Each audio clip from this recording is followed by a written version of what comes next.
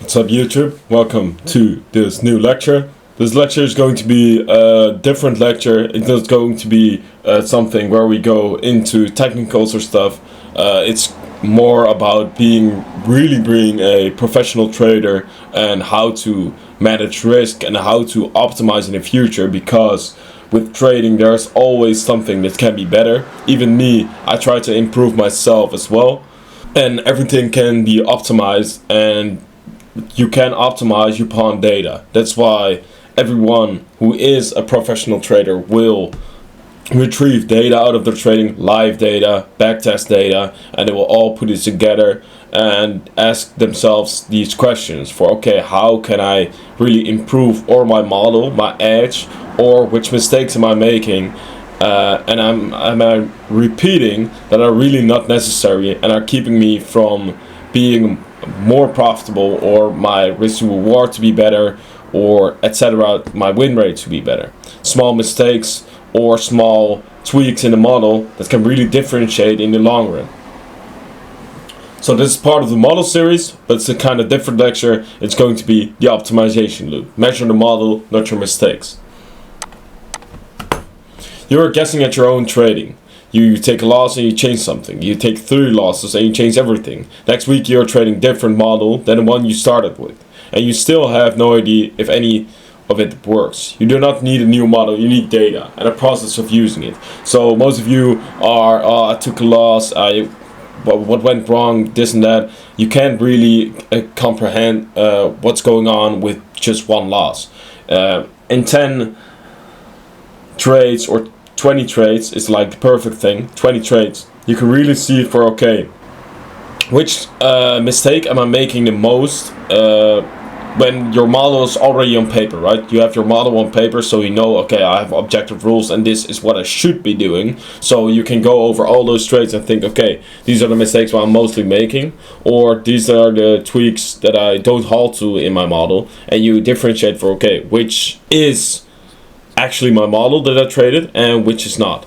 And when you have those trades and you see for, okay, I see that my profits, for example, are cut too early, so I take too many partials, or my partials are not in a good place, and I can take more profits if I just hold towards, for example, original consolidation. That makes it very different, right? And then you can optimize your trading and have a much higher AR, for example.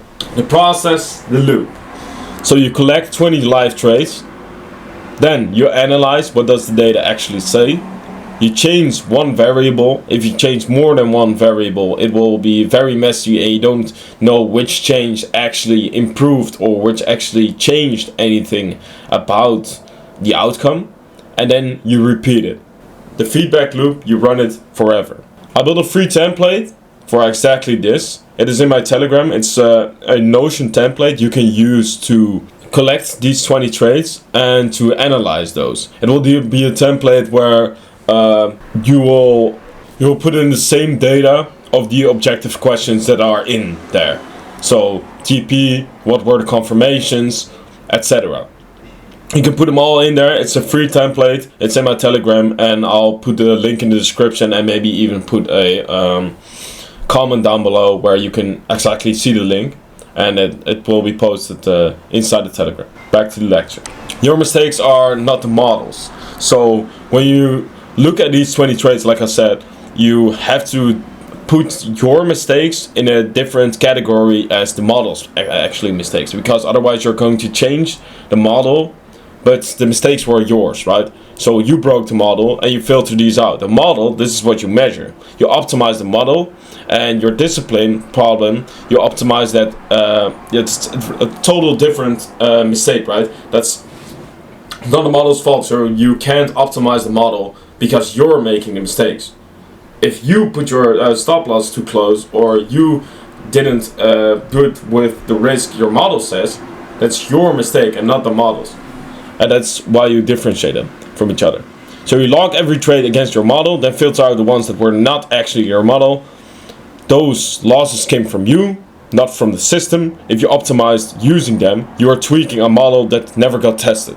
And thinking a problem it does not have, separate your mistakes from the model's mistakes. Forward test, don't back test. Backtest, you cheat. I would have taken that one. Hindsight makes you a genius. And with forward test, you cannot fake it. Live conditions, real timing, and the data is honest. Also, here comes real risk in the picture. So, just like I said, you don't hold yourself to the model. And with backtesting, you always hold to your model because you're like in a perfect environment and you cheat yourself and you can look forward, etc. So, I recommend forward testing a lot. I think backtesting is just cheating, so just forward test. And even if you also backtest, don't forget the forward testing. You have to trade live, even if it's on a small account, right? You want to put on some risk, and that return of investment will be there. Run the loop on the data that does not lie. In a backtest, you cheat yourself. You always would have taken that one. Hindsight makes everyone a genius. Forward testing is live in real conditions with real timing, and you cannot fake a single trade. That's the only data worth optimizing on. So you change one variable, for example, environment, higher time frame, lower time frame, execution, or your emotion. One change max. So you change one thing per component maximum. If you change 5 things at once, and the next batch improves, you have no idea which change actually did it. And if the data is inconclusive, you change nothing. You do not force a rule that numbers did not ask for. A real example.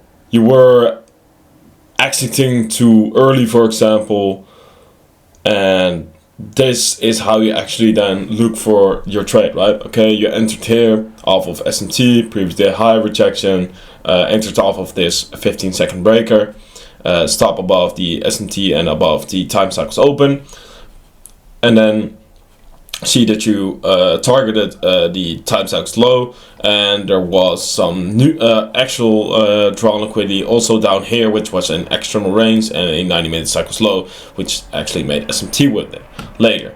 So then you could have seen this as, okay, was exiting too early, maybe I'll leave a runner on towards original consolidation instead of just 30-minute cycles low, and I can see that I can optimize my trading also with, okay, 10 is going to distribute lower because 10 opens and it's going to distribute lower towards here and here as well. So a real one from my own journal: price sweeps the high, reverses and it closed, and the exit too early. The objective was to pull well below, and the price delivered straight to it. My data showed the same thing, and I crossed the trade after the trade. Targeting the objective instead of bailing early made the R jump while the win rate stayed the same. Same trades, bigger targets, more profits. I never would have seen it without the numbers. So the uncomfortable part: log your trades, filter your losses, read the pattern. Enter too early, move the stop, cut the winner, revenge trade. It is always the same few mistakes. Log how you felt before, during and after the trade, then filter your losses and read the pattern. You will find the same handful of mistakes over and over again. Entering too early, moving the stop because you were scared, cutting the winner. Once it is written down, you cannot pretend it is not happening. Reading the badge, the numbers, their total R, average R per trade, win rate, loss rate, your baseline. Then you have your protocol compliance, how many trades actually followed the model, and why did you break it on the rest. Conditions, which session, which news, environment, correlated or not, where do wins live. The reads, did you get your order flow right, the draw, point of interest, the confirmation, execution, entries, invalidation, targets, did you reach them or leave R on the table. The template. Log every trade against the model, hit 20 one full batch, and you run the loop.